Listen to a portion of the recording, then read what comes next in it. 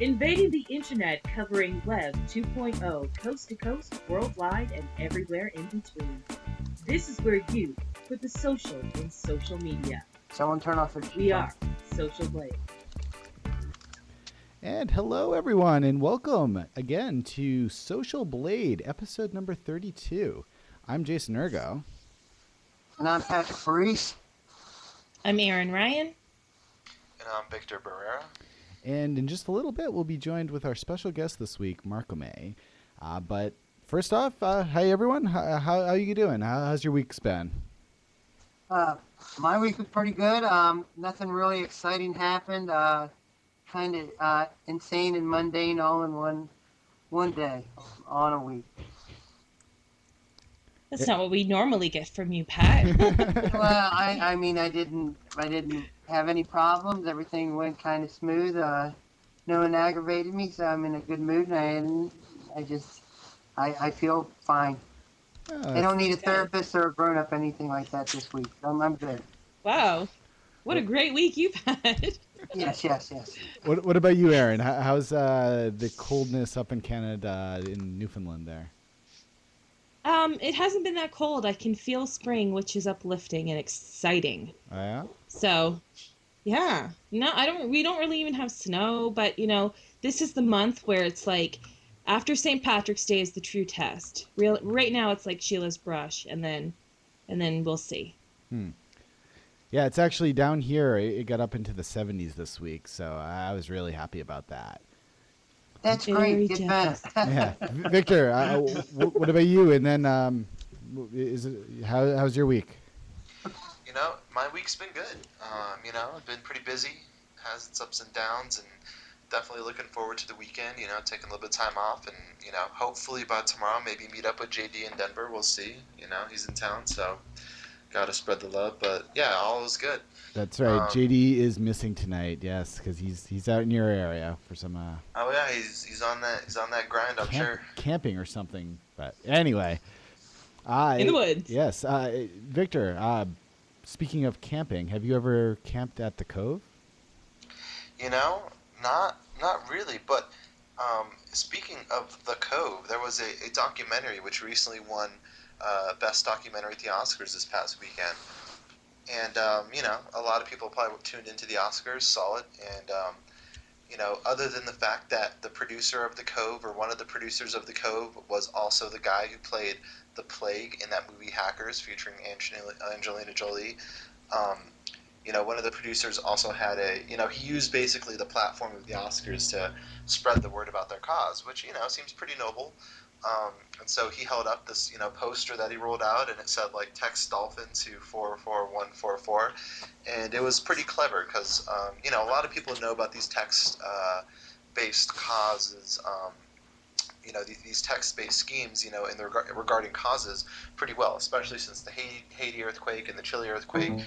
People can text things to the Red Cross and donate and all that good stuff.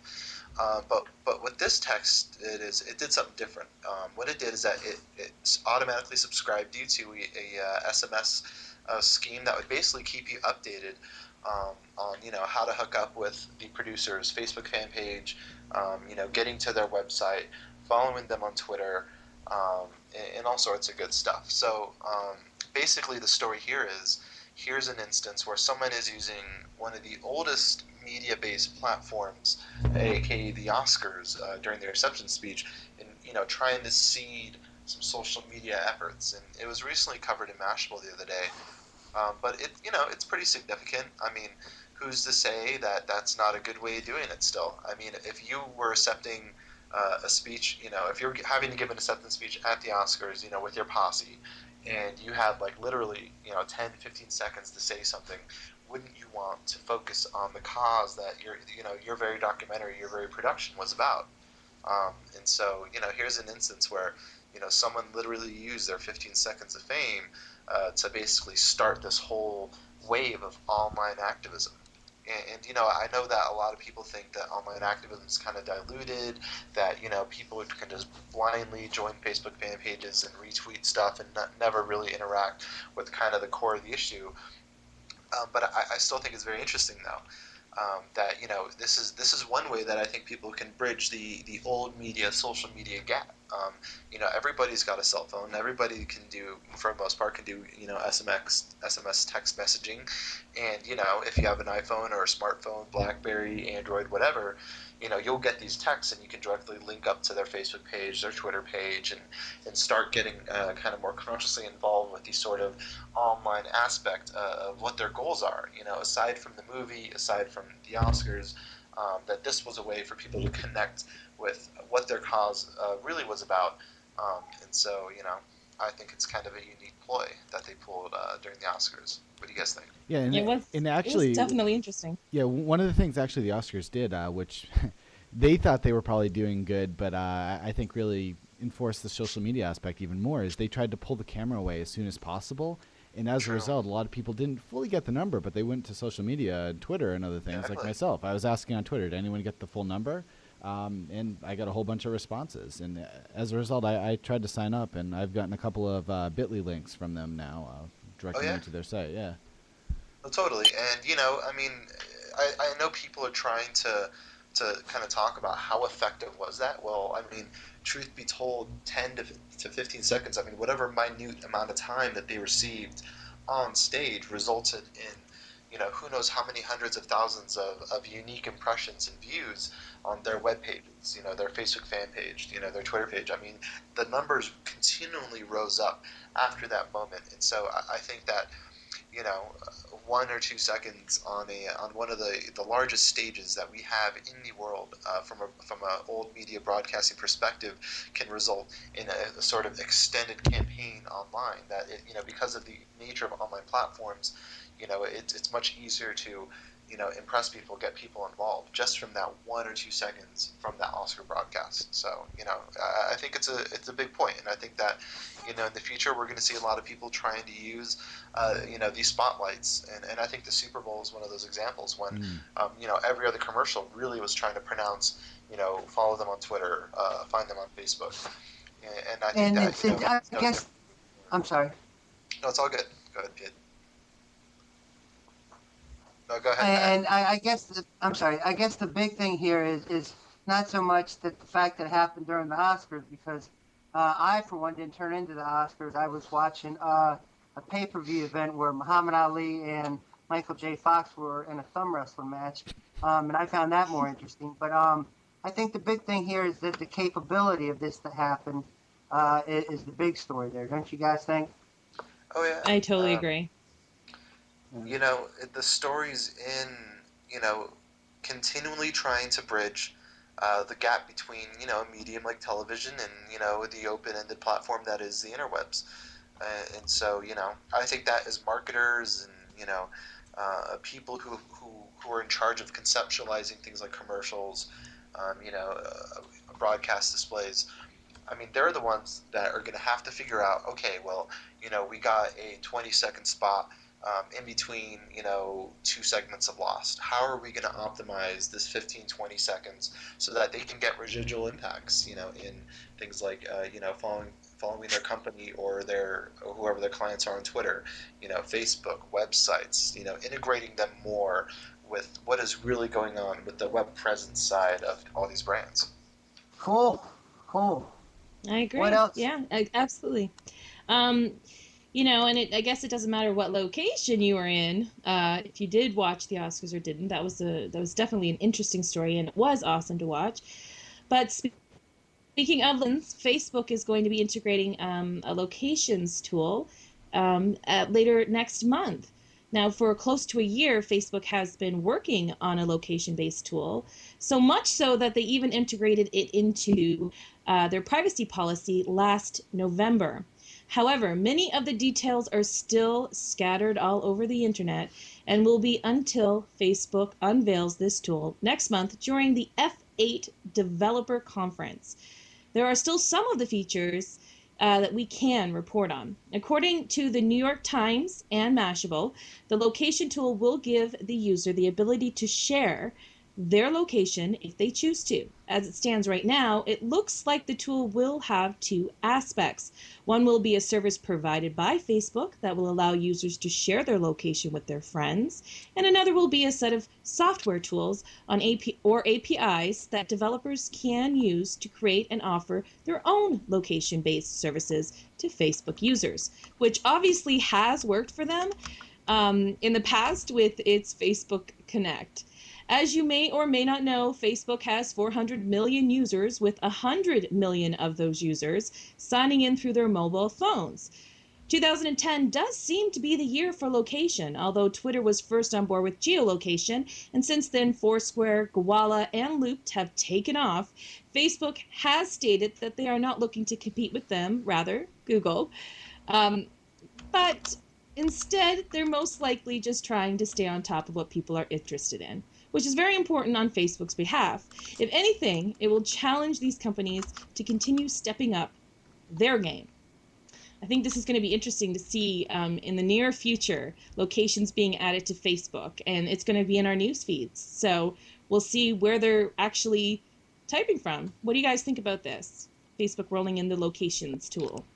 You know, for me, it makes sense. I mean, given how often in the very near past Facebook's, done things to basically become more Twitter-like, whether it's the revamping of their news feed, the restructuring of their page templates and stuff.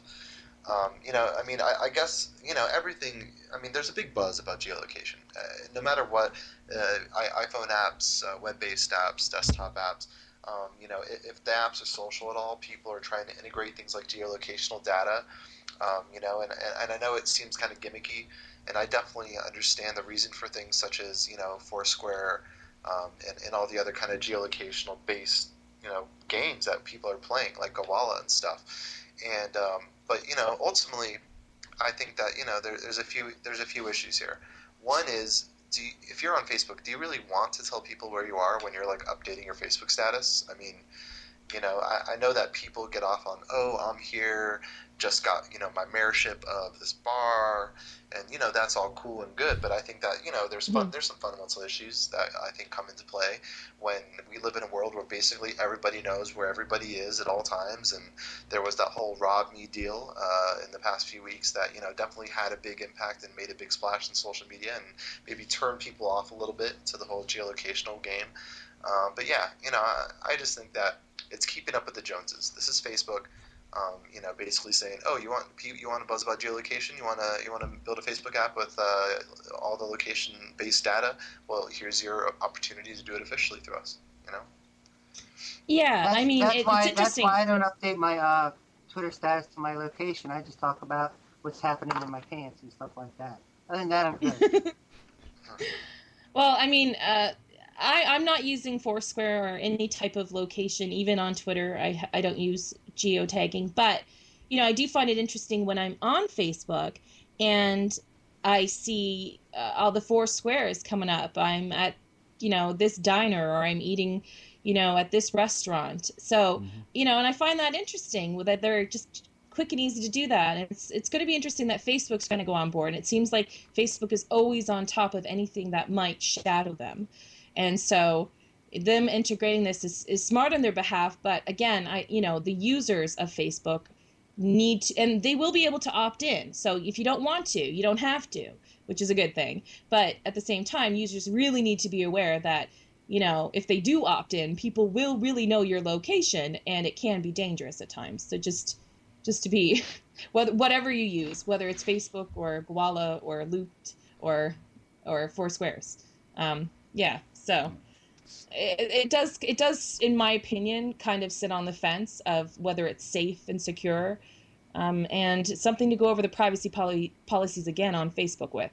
Sit down and get friended with that, for sure.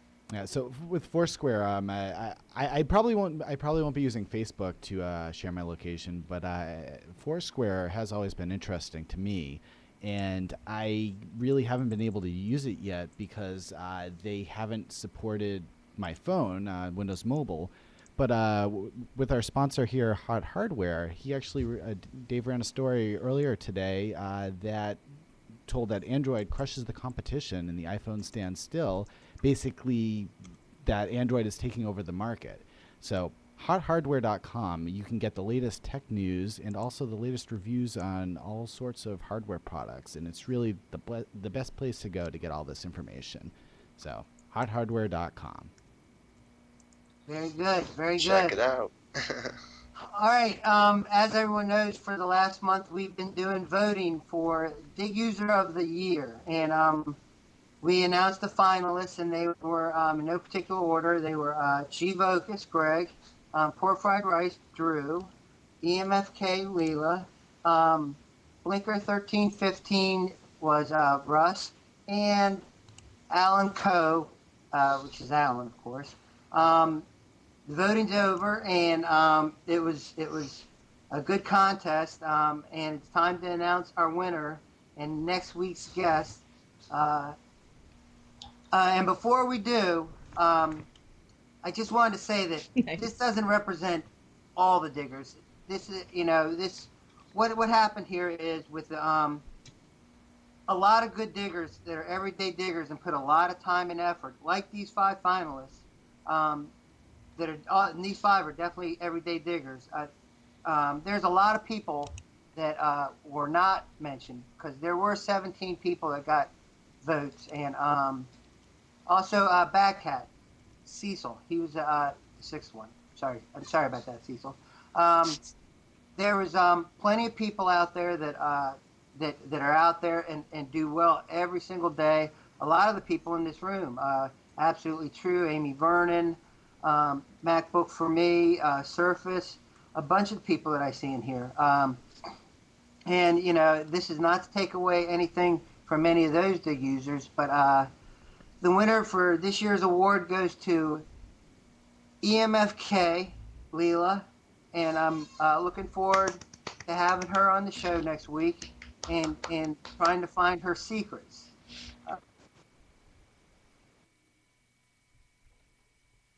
And yeah, here are the results. Here's the chart of all the voting that happened. And you can see that EMFK actually got about 50% of the votes here, with Alan and Greg and Bad Cat all almost tied for the next spot down there. And we still got quite a few votes for Pork Fried Rice and just a little bit for Blinker there as well. So congratulations to all of the people that participated in here, and thank you everyone for voting. And Yes, Leela, congratulations to you.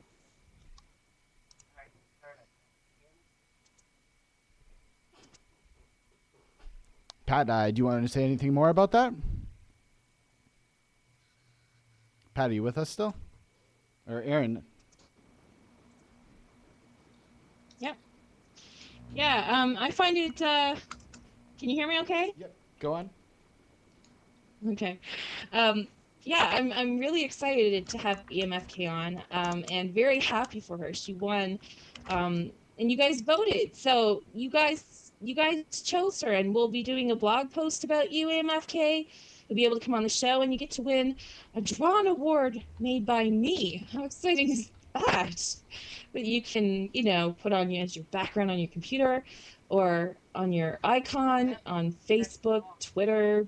Dig it if you want to. It's up to you. You can do whatever you want. It's going to be exciting. So I look forward to having you, and congrats again.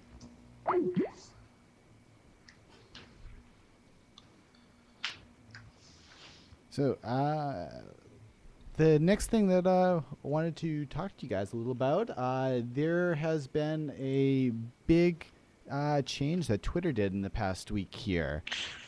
They finally, basically for a long time, there's been a problem on Twitter where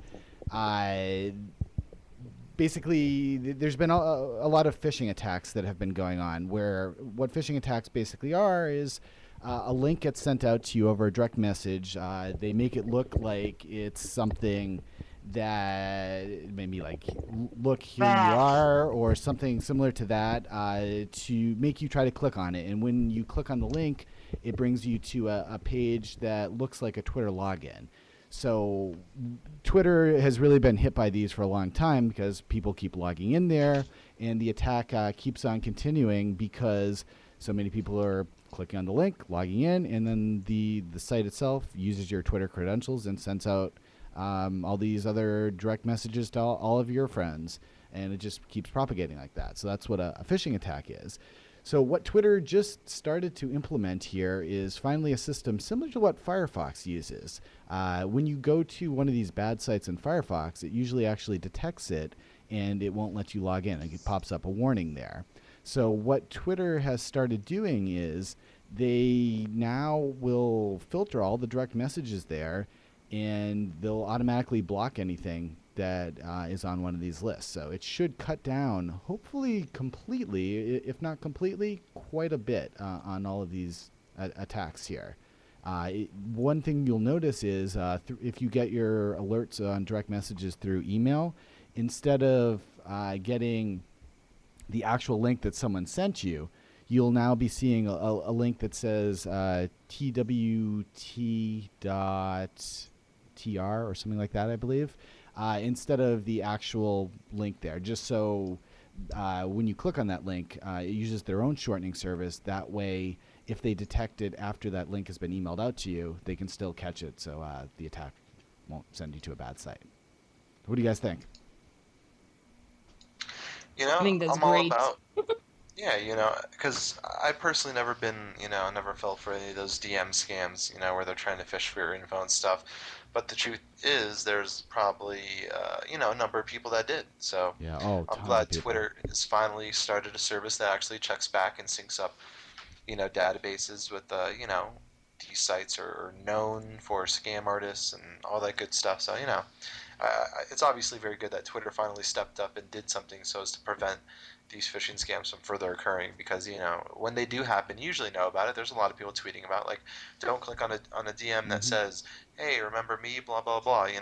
I mean, it's pretty typical stuff, and if you're well aware of it, you're good. But if you're a super casual Twitter user and you just so happen to click on the wrong link via DM, I mean, you're screwed. Yeah. I mean, they're gonna spam everyone that is following you, and nobody wants that, and potentially ruin reputation. So, good on Twitter for finally taking a step in the right direction and stopping all this phishing spam. Yeah, there's only one bad thing I can see coming out of this here.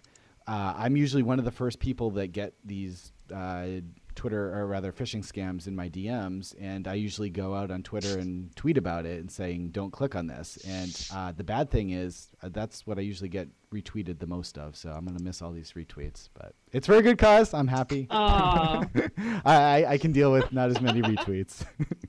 Now, we would like to bring in someone here who, well, actually, she's a famous musician, and we actually would like to first show you a quick video here to introduce. So take a look at this. Twitter me some love, love, love, love, love. Twitter me some love, love, love, love.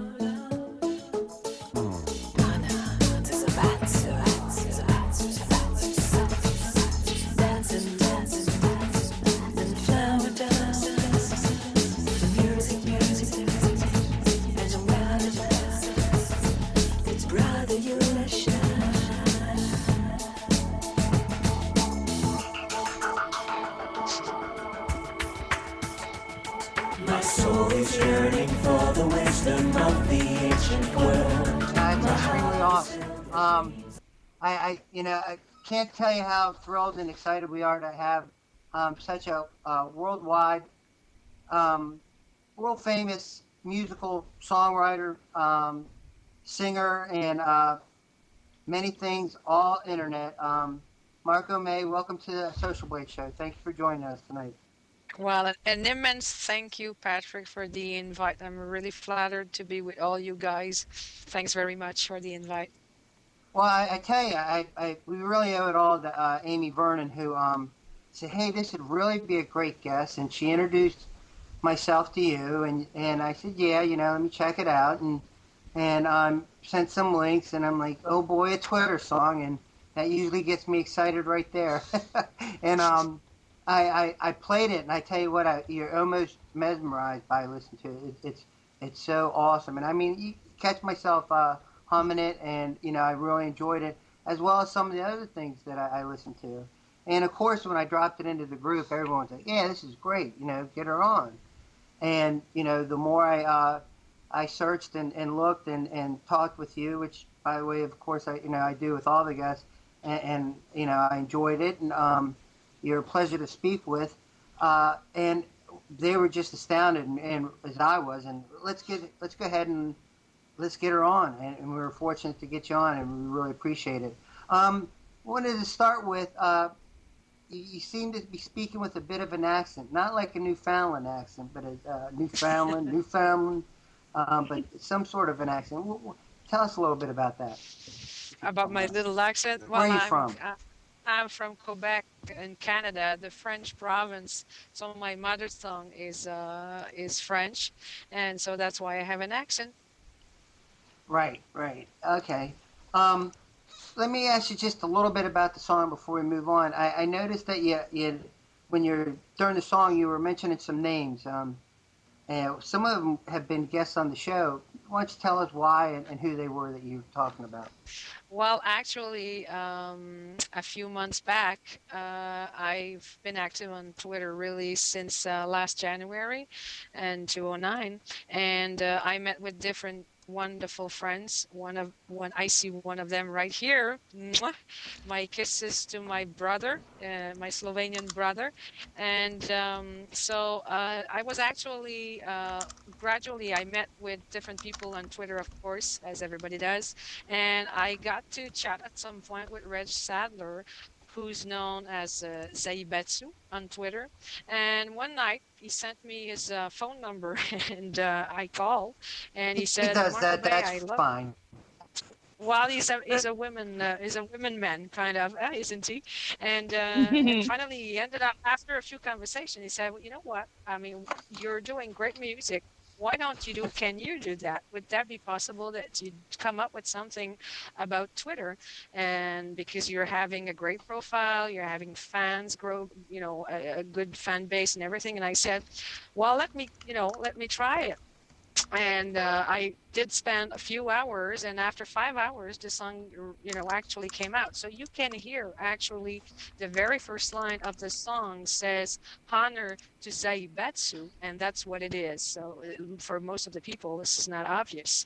And a little Yeah. later I just sent another honor to my brother, my Slovenian brother, my London friend, my best London friend, if I might say.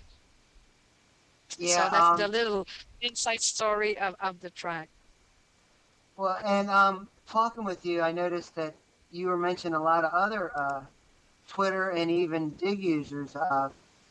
Adam, who is he on Dig? MacBook for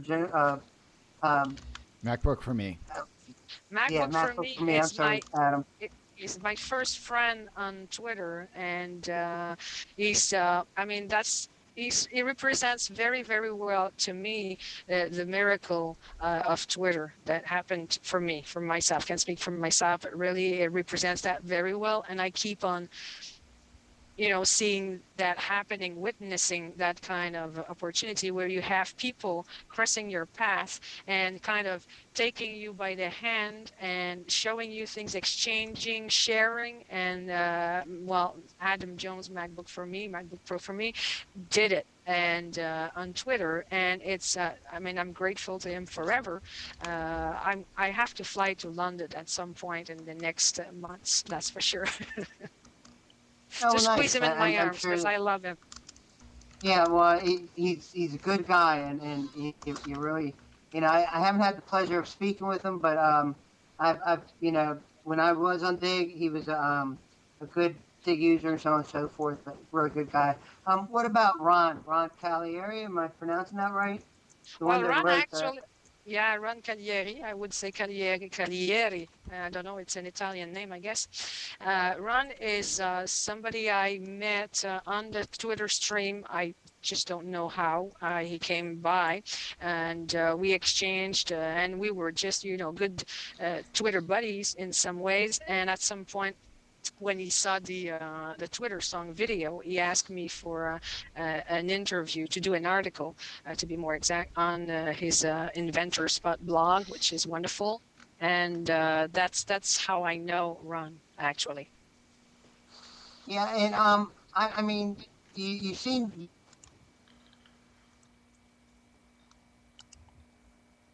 Oh, I think we lost Pat there.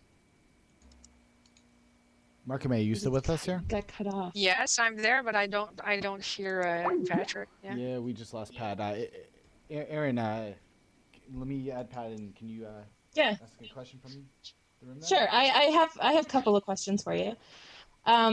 As a fellow Canadian, I welcome you. You're the first Canadian we've had on Social Blade, so I'm honored, not only because you're a beautiful artist, but I have to be biased and say, because you're Canadian. So, just from watching the video last night, I can't get that song out of my head. I'm now inserting my own words and adding to it, and it just sticks in my head, which is amazing. And what was it that made you first come up with the concept? What made you come up with the concept for the song?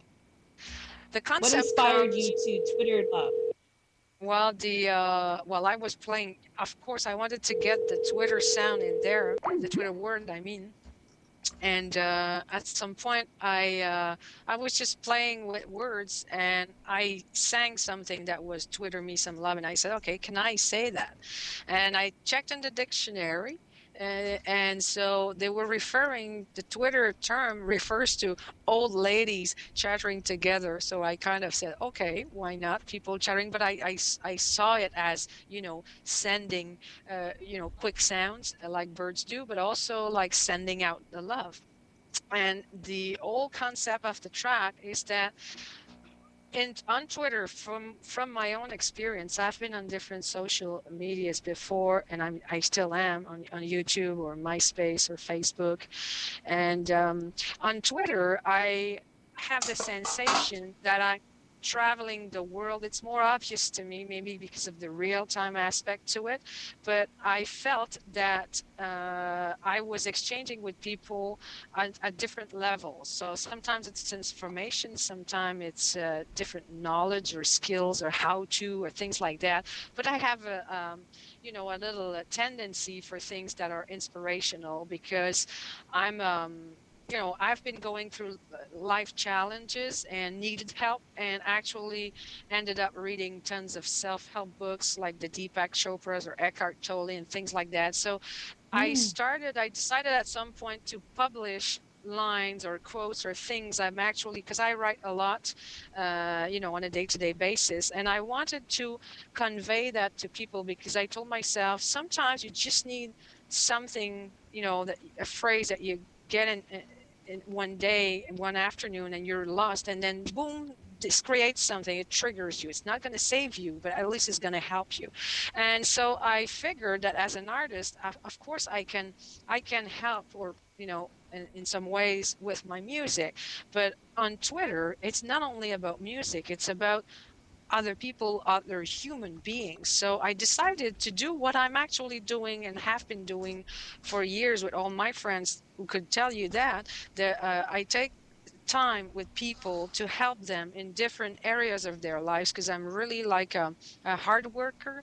I've had like life challenges, and it really showed me different things on life, and I feel compelled to share that as well. So my Twitter profile is a mixture of course, it's related to my passion toward music, toward my blog, and those things, but it's connected to art in general. I have a passion for photo. I have a passion for self-growth and well-being and music. All of this is this is me. This is really the real me. This is what you get if you're friend with MARCOME. So the song is actually representing my Twitter profile, which is a mixture of exchanging with all the people throughout the world and spreading the love. Also in the lyrics, I'm referring to the musical kiss. Well, this is something I keep on sending when I want to say thanks for the retweets from people. I send them a musical kiss, and I send them greetings. I send them angels. I send them prayers or things like that. So it's really a total connection with my my idea of who I wanted to be on Twitter, and that's how I live my life basically, and so what inspires me. I wouldn't put something there that I wouldn't connect with.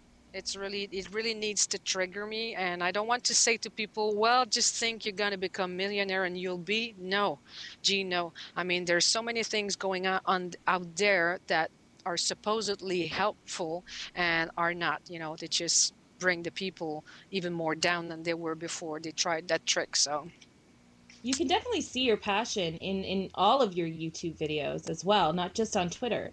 And as a fan of Eckhart Tolle myself, I must say that you explain the beauty of life and the way you see it in a spiritual sense, and it really is uplifting. It you can't not watch one of your videos and feel, wow, that's spiritual. That's something I can connect with.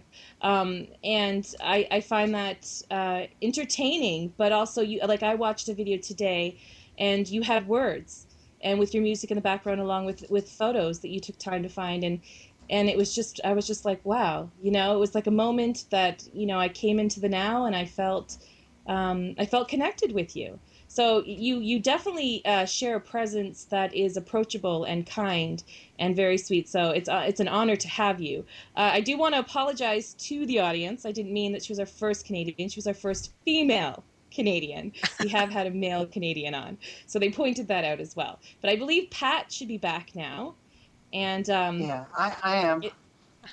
okay, and so I'm gonna pass you back to Pat, because I'm sure he has lots of questions for you as well. Aaron, you're asking great questions. If you want to continue to ask, I mean, I got a couple other questions, but I mean, there's plenty to ask her. Because, I mean, go ahead, because as you finding out when you talk to her, she's just filled with knowledge. So go ahead. I know we spoke to MARCOME, just for the audience's knowledge. We spoke to her last night, and she is full of knowledge. She was explaining to us her presence on social media. But I want to ask you, MARCOME, what has inspired you to incorporate your music with social media? wow, I don't know. It was shown on the way. As an indie artist, honestly, you need, if you self-promoting yourself as I am doing. I used to be signed with record companies, and I got out of all those contracts in 2005 only. So I started from scratch in 2006, and I had been signed to big record labels, and my first album went around the world. It's still being used in Japan on television.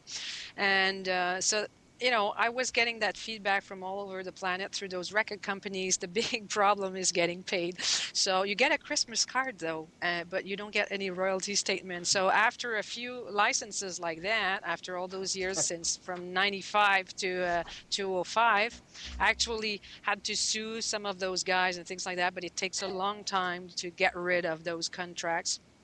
And so you don't have, I mean, that's the way to go. You need to be on internet, unless you'd be a performing artist for concert, local things, local music. For example, if I do traditional music, French from Quebec or something like that, I wouldn't need necessarily to be on the web. But my music is international. It's for people speaking any languages, since I'm using wordless language most of the time. At least half of my record have no lyrics. It's onomatopoeia or you know, a wordless language, invented languages. And I love doing this. I still do it all the time. So I don't have any frontiers. And when I saw the results with the first CD, actually, even though I was, you know, screwed by the record companies, I had some messages. I decided to do a website at some point, and I was getting contact from fans, and I knew that I should spread my music further down, further away. And so social media is something, you know, I started on MySpace, and I spent lots of time on MySpace. That's really different than Twitter from my perspective, and that's really my opinion, really, where I felt I was more stuck into the artist position.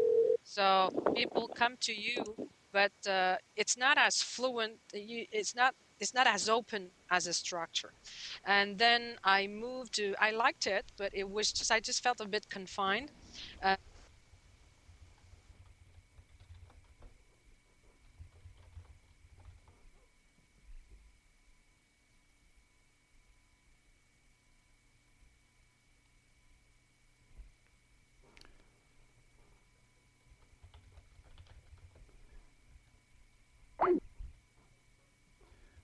Sorry about that, guys. Just bear with us just one moment here.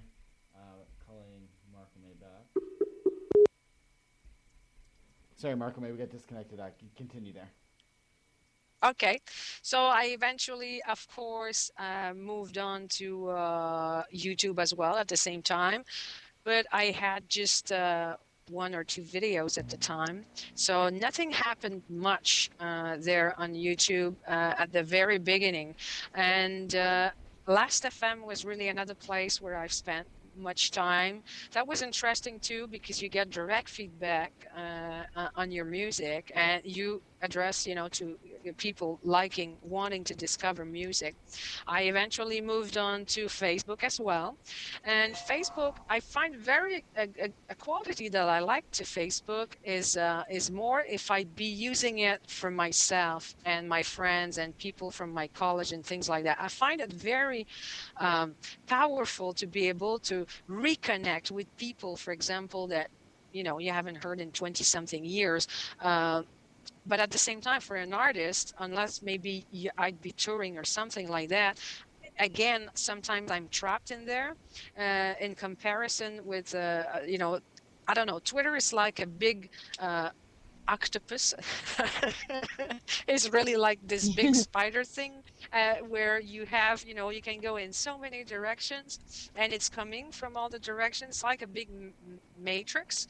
And so it's really the easiest part. Facebook, I have to say, I had such a hard time with those guys. When I did my profile for the first time, I wanted to put up my music, of course, my videos. They banned me 4 times before they actually allow me to be there. I had to show them my passport at the last time, and I was becoming a little nervous because I said, who are these guys? They're not PayPal, and I understand on my PayPal account that I might have to show my passport because I have my shop, my store on my website. But Facebook, that's something that I should be entertained with others. I'm the artist. I mean, the email is info@marcome.com. I'm giving you the phone number. I'm the president of Marco Productions. I mean, it's all there. So I got a bit tired of having to push it all the time on Facebook, and also being stuck in a structure where an artist page is really like you have to become a fan of, and so I cannot communicate easily. I cannot make friends as much as I would like to. So I'm there because I think it's important to be everywhere, but I'm not totally it's not as easy, I would say, as Twitter is. What I really like about Twitter, for me, from my point of view, as being an artist, of course, a music artist, is to be able to share my passion, discover other things that are for myself. So there's an aspect of it which is kind of, for the human being I am, exchanging with people, being able to do what I love, but also to meet people that do have blogs and have radio programs and things like that. So it creates new relationships to develop further my career with real people. You know, that's what normally I guess a record company will do, but with all means of connections and favors and money and things like that. Well, that's kind of the same thing, but it's just that it's a Hmm. bunch of real people, and I kind of like this new era where people are their own boss and their own employer in some ways, and that's what I am as an independent artist as well, you know.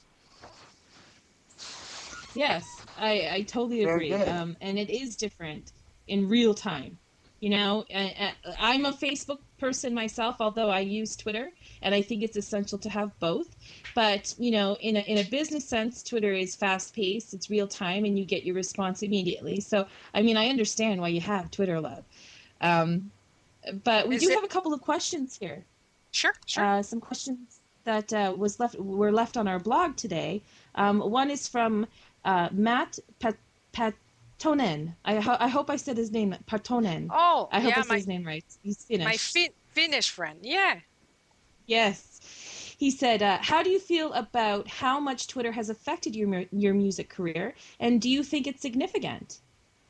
Well, I think it is because the creation of the Twitter song, which was unexpected. I never thought I would do something like that. Brought me into a direction which is closer to my remixes. And you know, I really enjoy doing those songs, which are a little more pop than what I do, and so I think it's going to influence in some ways my music, and it's also, of course, all those relationship. You know, Matt is included. He sends me emails once in a while. Of course, they feed me as a person as well as an artist. So who knows what it's going to become in an eventual song. Okay. We also have a question from Tim Sweeney. Would you agree that music is powerful enough to overcome the hate and fighting over boundaries? No, I don't think so. I think, I mean, if you want, hate is a very, very deep, deep feeling. And it comes from, you know, hundreds of years of conditioning of mental habits, I would say, and, you know, judgmental ideas and preconceptions of things, prejudices. So I think will is the force. Will, it's a decision to make a difference. So yes, momentarily maybe it would make you peaceful because you listen to something and momentarily you just kind of you know, more relaxed and you start loving your neighbor that you hated like an hour ago, but it's not going to last. The real change comes from the inside. So each of us individually have to make that decision, you know, to be I open to others. So that's the way. I mean, unfortunately, I'm not too much into, you know, magical thinking, if I might say, because to be honest, I went in it, and you know, that positive thinking thing, and I hurt myself by the end of the process, because the real change has to come from the inside of anyone. So you might be, you know, I went through 3 divorces. I finally got married in 2006 to a wonderful man I met on the web. So I had challenges. I had my previous husband actually left me with my best friend. And so I had the opportunity to make some decision about my life, rather, you know, depending on external conditions or deciding to be my own captain. And I think that every human being cannot change with external things. It has to come from the inside. So music is a good therapist to help you in the process, though. That's what I would say. MARCOME, we actually have a question from Amanda in our audience here, and she was wondering, have you been contacted by any chance by Twitter about this song? No, no, no, not yet. And I, you know, funny that you say that. Just a few hours ago, I just noticed I had a message from the from Twitter telling me that they could not verify my account because my profile wasn't supplying enough details. Oh. So I really found it very special because I've asked that for a long time ago. And so still, I don't know. You mean to become a verified account on Twitter? I've asked to be a verified account, yeah, to make sure I wouldn't have any problems with the, with the evolution of the whole thing and the Twitter song. And they just answered that no, we can't do that because there's not enough details, proving that's you. And I said, well, it's info@marcome.com. It's, the everything, every details relates to the company marcome.com. If it's not Marcome, I don't know. Maybe I don't know. I don't know what to think of it. Honestly, I don't know because That is they've been kind to me for other things. I have almost an unlimited range. If I want to Twitter on TweetDeck, I have 20,000 requests per hour. Wow. So it's unlimited. So I've asked that long time ago because every day, because on Twitter, what I like, and I do it, and as long as I will be able to do so, I will. I like to communicate with people, all of them. So I really take time every week, and I almost chat back to anyone who's addressing something personal to me. And particularly, I send lots of DMs. So I ran quickly out of it. And so I wrote to them and I said, can I apply for the, I think they call it the white listing or something like that. And they gave it all to me. So they've been really kind. So I thought it would not be that hard to get verified, but apparently, so I applied again today. Let's see what's going to happen. Good. If there's people that able to help. But that's where I'm at. Yeah, that's strange. Go ahead, Pat. No, go ahead. I was just going to say that's strange because, I mean, on Facebook, you're able to verify yourself with identifications, just 2 pieces of identifications that you send them. So it's unfortunate that it takes such a long process. Yeah, but even then on Facebook, I did that more than one time with the identification pieces. Like I'm telling you, they banned me. It was a different person, and the person said, no, I'm banning you. I said, I just did that. I said, well, you have to do it again. So, and it's the opposite on Twitter. So I don't know. Yes, it could be the same. It would be really easy. I wonder, it might be because they just have too many requests and they're dealing with more famous artists. I don't know. There's lots of major artists up there supported by major record companies. And of course, they're always around us, and as an indie artist, you don't have the same power that a major artist will have. So you talked about the Twitter song. You talked about the family and everything else. I wanted to know the inspiration you got from the Twitter song. You told us about your friends and the friendships that you made on Twitter. What about some of the inspiration? Where do you find inspiration for your songwriting and music creativity? In nature, a lot.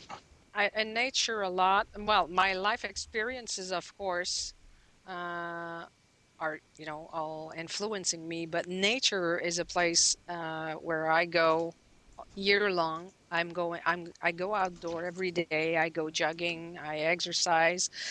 I go with the dogs. I like to watch, the flowers. I saw the crocus today outside starting to bloom. Yeah. And so I'm really connected to nature. I spent a month camping with the tent trailer, and we bring the painting, some music and everything. We hike the mountain. We go to the lake. We hike the mountain. We go bicycle. I'm really an outdoor person, totally. And very, very often I'll be, for example, driving my bike and an idea will pop in. There's a little forest nearby my house, and it's a city park, and I will just either take a walk, run, or go with my bicycle, and there's always something popping into my head if I'm in the composition mode, because sometimes I just go out and to silence my brain, because I need that sometimes. And so I would say, like, also the the testimonials I get from people, their suffering, their, the reality of others is really reaching to me, because it's really something. I've tried so much to understand myself, and it's not over yet.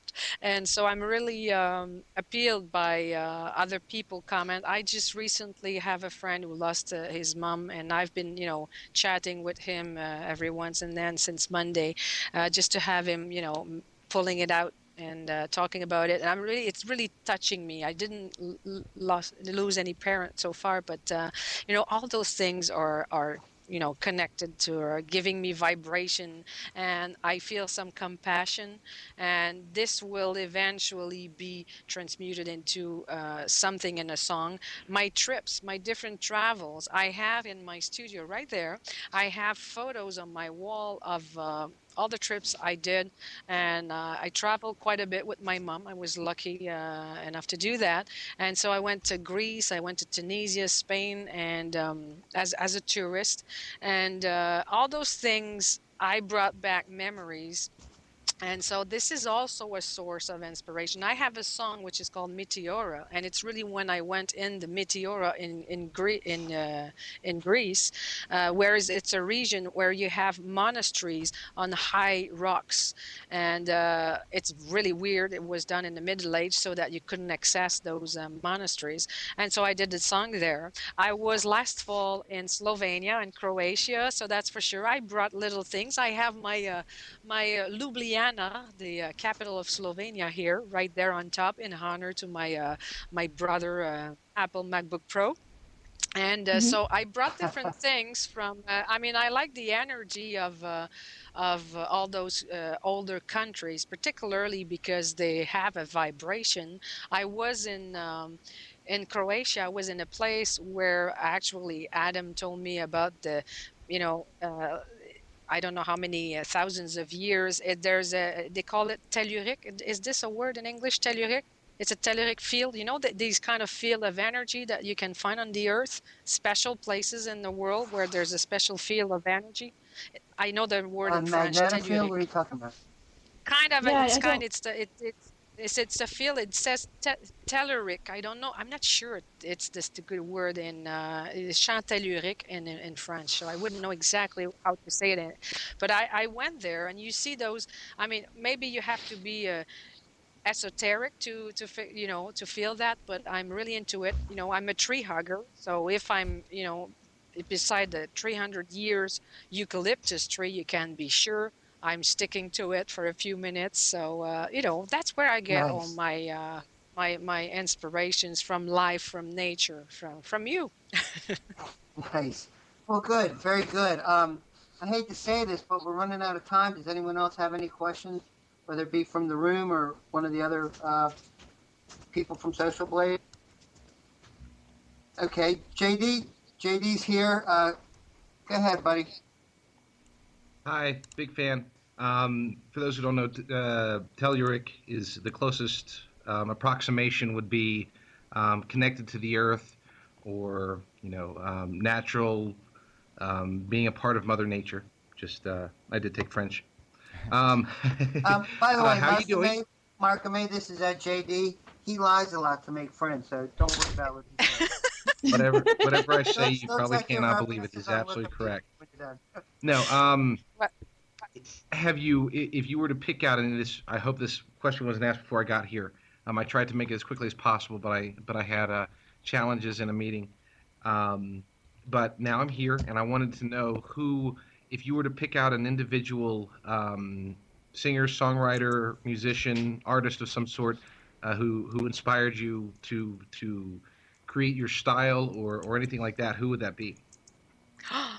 Well, I've been working into music for so many years that I got many, many, many hints from different artists. But main artists, are I would start with probably Alan Parsons and Pink Floyd. That's probably the first time I figured, that's a record. Wow, a record is wonderful. And then Peter Gabriel, David Bowie, and then the British people, Tears for Fears, and eventually I moved on to the ECM collection, so Pat Metheny, Lyle Males, and all those, wonderful jazz artists. So I have a bit of Pat Metheny influence, not hard to find it. I can sing his guitar solos, so that's a bit sometimes how I do my own vocal solos. I would like to do a song eventually with Pat Metheny. I've had the chance to work, I think, 4 or 5 times with Pat Metheny. He's a really cool guy. I love Lyle Males too, wonderful keyboardist. Gee, there's many people I really appreciate, but I would say that those forged my Peter Gabriel. I really followed his work. I work with Daniel Lanois because he's a Canadian from Ottawa. And so Daniel Lanois has worked with Brian Eno, who's worked with Gabriel and so on. Had the chance to work with Lorena McKennitt, with K.D. Lang and all those artists. Because as a sound engineer, I was doing the Juno Awards, which is the big music show in Canada. So being in a show or being in a studio, being in a rehearsal, wherever you are, you're listening to music, and you're learning. You're getting different things, and you don't know where I took, for example, my layered vocals. This is a teenage remembrance. I was doing some roller skating, with the big mirror ball and the disco music when I was like 12. And there's that song. Yeah, yeah. It brings back good memories. So there's that song where you go skating and you wait till a guy picks you up for couples. And so they played 10cc, I'm Not in Love. And that track with those kind of layered vocals, that's what I tried reproducing the very first day I got a multi-track. I recorded one track, a second one, a third one to do those layers. And it became a tick. It became a habit. I've always wanted to hear a layered compilation of Pink Floyd and K.D. Lang. I think that would be interesting. Yes. That's all I had. I just wanted to chime in so I could say that I was part of the show. Very nice. That was an excellent question. MARCOME, on behalf of everyone, thank you so much for being our guest. And I'd like to take this opportunity real quick to mention that next week we'll be interviewing Social Blade's Digger of the Year, EMFK, and that will officially be my last interview on Social Blade because I'm stepping down and going to pursue another opportunity to do another show on as a webcam. What do you call it? A webcast? Yeah. Webcast. Yeah. Yeah. So I'm looking forward to doing that, but I'm also very sad about leaving. We'll give you more details about that next week when we have our Digger of the Year. And hopefully the Skype holds up better for me next week. Well, I just want to take the occasion to thank you all because I really, really enjoy your company, guys. Thanks very much for the invite. Yeah. Thank you for being on. Yes. Yes. Yes. It was great having you. Thank you very much. And Pat, we're definitely going to miss you here. You were a great part of the show. So anyway, we want to also just, thanks again, MARCOME, and we want to also thank everyone in the audience that tuned in this week and every week, and also not only during the live show, but we want to thank everyone that follows us on Twitter, Facebook, and YouTube, all of those sites /Social Blade, and you can find us there. We actually are just 2 fans short of 500 on Facebook now, so it's just a big milestone that we're finally crossing here. So again, please follow us on all of those services. And we lastly would like to thank our sponsor this week and every week, hothardware.com. So again, tune in next week, Thursday at 10 p.m. Eastern, 7 p.m. Pacific, socialblade.com/show. Also check out the blog for all of the links from this episode as well as all of our previous shows. So again, thank you for watching, and remember, we are Social Blade.